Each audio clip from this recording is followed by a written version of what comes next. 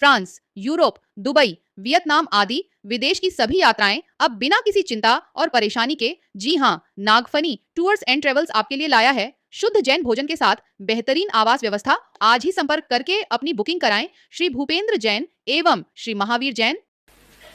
और ऐसी गुंडागिर्दी चलती थी। एक स्थान पर मैं पहुंच गया और वो चलेगा, बोले भाई जा भाई, नहीं अच्छा रहा कि मुझे पता चल गया, नहीं तो और कभी गड़बड़ हो जाती। एक स्थान पर 80 किलोमीटर तक चारों तरफ कोई जैन समाज नहीं है। 80 किलोमीटर के बाद बीच में पड़ती है, नाम नहीं लूंगा, वहां हर साधु जाने को यदि चाहे, स्थान बहुत अच्छा है, साधु का जानने का मन करता है, लेकिन पहले वहां समाज की अनुमति लो। और यदि आप चले गए तो आप बिहार नहीं कर सकते। बिहार पहले कमेटी से पूछो, कमेटी, फिर कमेटी के अध्यक्ष कहेगा महाराज जी हम कल बिहार नहीं करा पाएंगे। क्यों?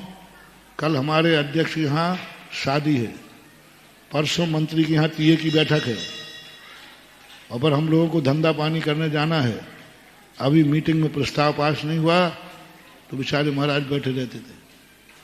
बिहार करना 2 दिन 3 दिन 8 दिन, जब तक कमेटी अनुमति नहीं देगी संघ का साधु बिहार नहीं कर सकता। करेगा परेशान करने, कोई जाएगा नहीं, जाओ। अब मैं भी वहां गया, अब मुझे तो पहले खुली चलती है ऐसे स्थानों पर जाने के लिए। जब मुझे पता चला, मैंने कहा कुछ भी हो मैं वहां जाऊंगा जरूर। और पहुंच गया, पहुंचते ही बस मुझे बिहार करना था, कुछ दिन 12 दिन।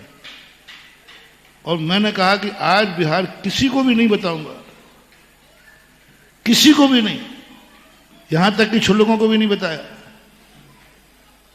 और बस ठीक हम और सामयिक से उठते थे 2 बजे के लगभग, उस दिन मैं 1:30 बजे उठ गया और सीधा कमंडल उठाया और बिहार करके सड़क पे आ गया। लोग आ गए एकदम, बोले महाराज जी ये क्या कर रहे हो आप? हमारे यहाँ व्यक्ति आ सकता है मर्जी से, लेकिन जा नहीं सकता। अभी पहले हमारी मीटिंग होगी, मैं सड़क पे खड़ा हूं और पूरा घेर के कमेटी कर, पहले महाराज जी मीटिंग होगी हमारे, मीटिंग में प्रस्ताव पास होगा, उसके बाद ही आप बिहार कर सकोगे। मैंने कहा यदि मैं नहीं रुका तो? बोले महाराज जी ना तो आपके साथ कोई पाटा जाएगा, ना कोई चटाई जाएगी, ना कोई चौका जाएगा। मैंने कहा बस इससे ज्यादा? और इससे ज्यादा तो और कुछ नहीं। मैंने कहा भाई साहब ना मैंने आपसे चौके को कहा है, ना मैंने पाटे का कहा है, क्योंकि मेरे गुरुजी ने तो जमीन में सोना भी सिखाया है। मैं तुम्हारे पाटों का मोहताज नहीं हूं। जमीन पे भी सुलाया है हम लोगों को। पपोरा में 2 महीने तक हम लोग जमीन पे भू शयन किया है, कोई पाटा नहीं था। आचार्य ने कहा कि अपन भू पे शयन करते, गर्मी के 2 महीने तक हम लोग पाटा नहीं ले, जमीन पे बैठते थे, जमीन पे सोते थे। और इतना अच्छा लगा कि आचार्य ने कहा अब अपन भू शयन करेंगे। वो तो एक वैद्य जी थे, समाज ने खूब कहा महाराज जी हम लोगों को शर्म लगती है, आप जमीन पे लेटे हैं, आप जमीन पे बैठे हैं, हम लोगों को अच्छा नहीं लगता। पंडितों ने भी आगे कहा, उस समय वाचना चलती थी। आचार्य ने कहा नहीं ये हमारा भूषण है। वो तो एक वैद्य जी आ गए, उन्होंने अपनी बुद्धि लगाई, उन्होंने कहा महाराज जी भूषण करनी चाहिए, बहुत अच्छा कर रहे हैं आप। पंचम काल के शादियों में भूषण का भाव आया, ये सुनकर के ही हमारे अवभाग्य के ऐसे महाराज।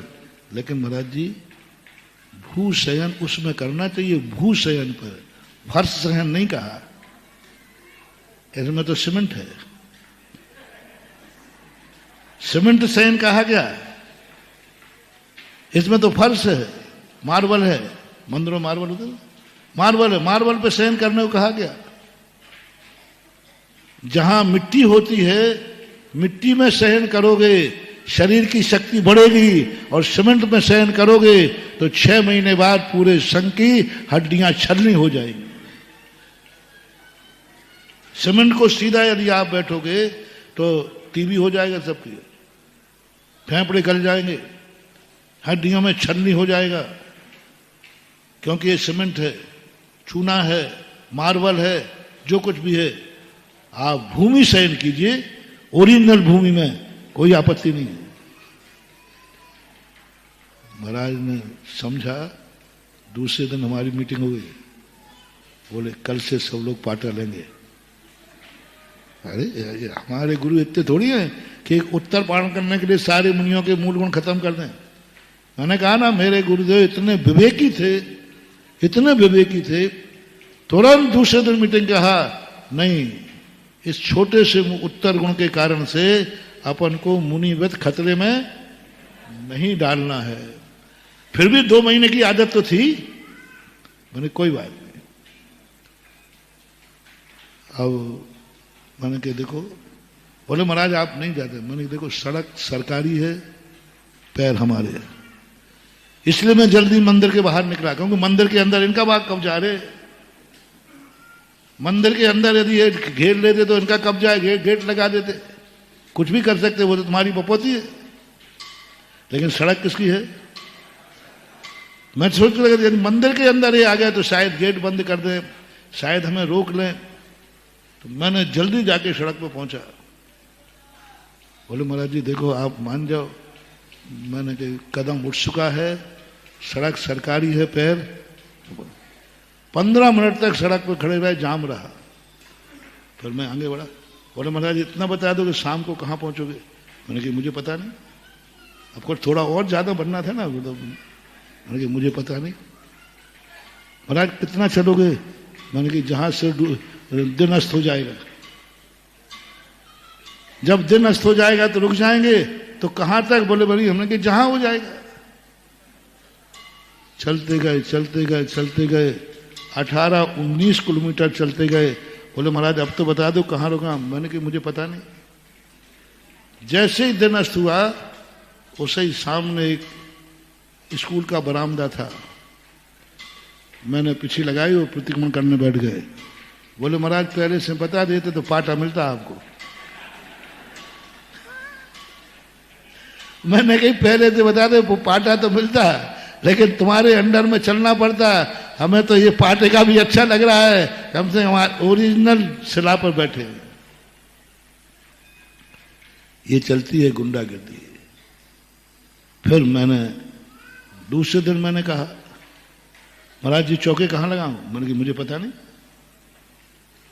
और मैंने ठान लिया था 80 किलोमीटर 2 दिन में पार कर लूंगा, और 2 दिन में उपवास करने की ताकत तो मेरे में है। और 80 किलोमीटर 2 दिन में पार कर लेता। मैंने कहा भाई मुझे पता नहीं। महाराज थोड़ा बता दो कि कल चौके लेके आना है, कहाँ आए कि। मैंने कहा मुझे पता नहीं, मैं कहीं नहीं बोल सकता, और मेरे लिए चौके लगना भी नहीं चाहिए। मैं चौके मेरे लिए चौके लगेगा तो मैं वहां खाऊंगा भी नहीं, रुकूंगा भी नहीं। वो तो गलीमत रही कि एक सज्जन उसी समय दर्शन करने आए कहीं बाहर के। तो उन्होंने ये विशंबा सुना। उन्होंने कहा तुम किससे पूछ रहे हो? ये विद्यासागर के चेले हैं, तुम बहुत बड़ी गलती कर रहे हो। अब तुम अंदाज लगाओ। उन्होंने फिर उनको पढ़ाया कि सुबह कम से कम 10-12 किलोमीटर बाद कोई स्कूल देख के चौके लगा लो,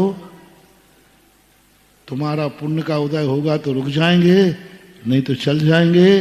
इनको कोई फर्क नहीं पड़ने वाला। इनके ये रोटियों के पीछे नहीं है, इनके पीछे रोटियां घूमती हैं। ये चौके के भूखे नहीं है, इनके पैसे पीछे चौके घूमते हैं। अरे अपने गुरु का ठाठ था जी।